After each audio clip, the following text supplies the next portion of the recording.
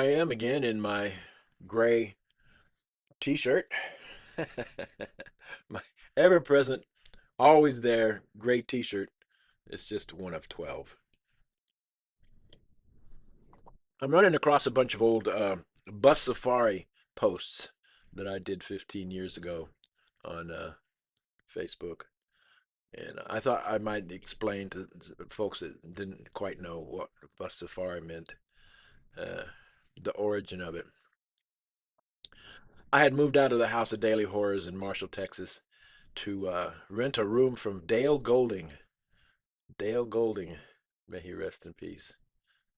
Uh, rent a bedroom from him, 300 bucks a month.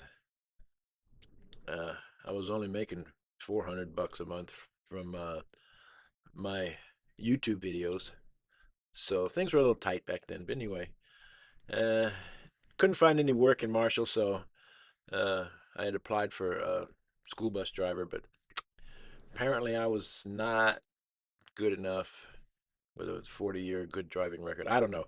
Anyway, so I decided, well, I'll just go to a big town, Shreveport.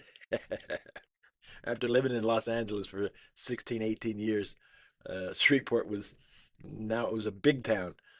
So there was a VA over there, a VA medical center with VA social stuff. So I moved all my stuff into storage by the railroad tracks and just outside Barksdale Air Force Base, uh, and put all my stuff there and moved into the Home for Wayward Veterans. The Home for It was mostly for crackheads and drug addicts and alcoholics, but I got a special waiver because I was technically homeless because of someone else's drug habit, so it's sort of qualified. And the thing was that shelter uh, kicks you out at I don't know 7 o'clock, 8 o'clock in every morning. Yeah, they don't care where you go, just as long as you're out of the building. And it was the middle of summer and it was hot as hell. And they did give me a bus pass, a poor people bus pass, because and they kept reminding us that we were poor people and how much money they were spending on these bus passes for us.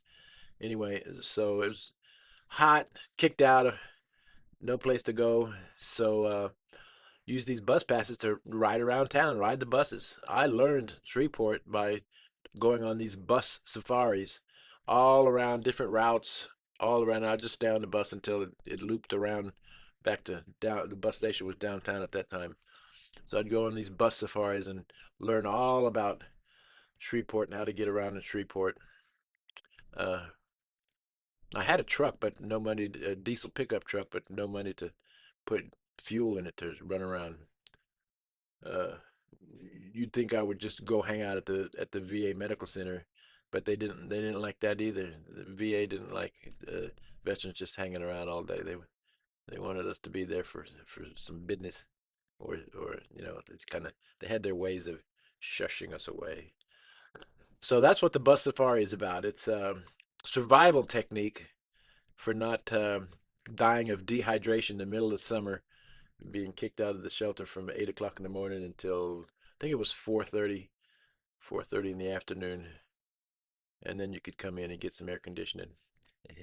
So that's what bus safari is all about. In case anybody, and I don't see why they would wonder. I wanted to give you as brief as possible synopsis of uh, how I came to be living in Shreveport, Louisiana, from Inglewood, California, and see if I can melt this down. I haven't thought about this too much lately.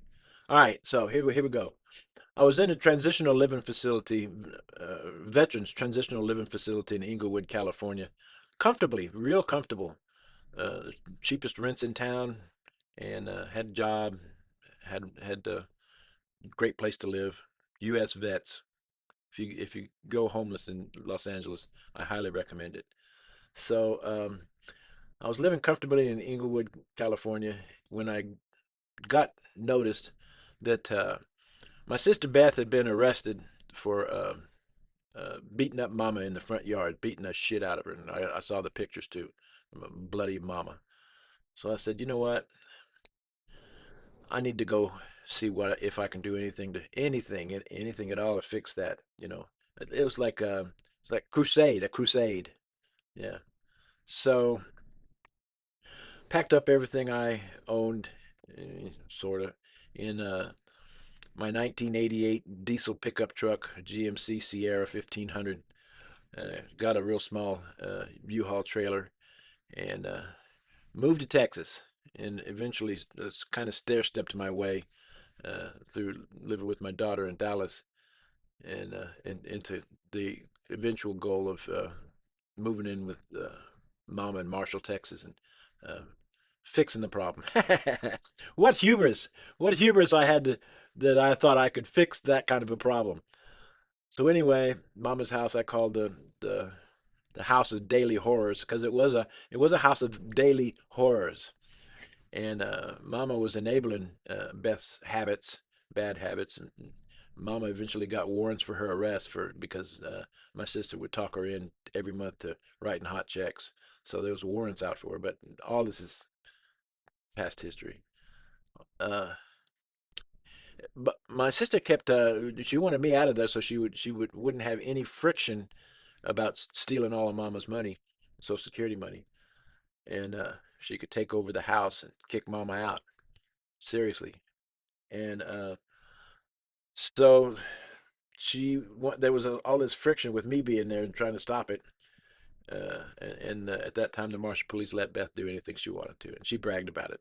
They would let her do just any damn thing. The arresting her for beating up Mama in the front yard. Well, you just can't hardly ignore uh, an elderly woman getting an ass whooping in her front yard in front of God and everybody.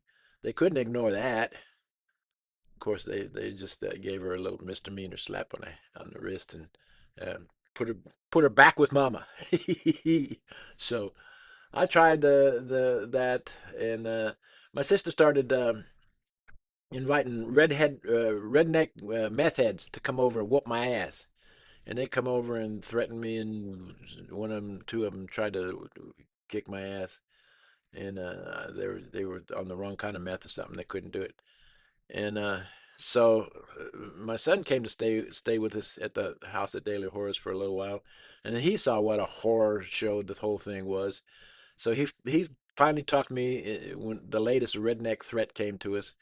Uh, Redneck meth head threat came to us. He decided he was going to move back to Dallas and talked me into moving out of the House of Daily Horrors. But we didn't think past the okay. Once I'm out of there, I'm homeless again in Marshall, where they didn't really have much of a shelter system.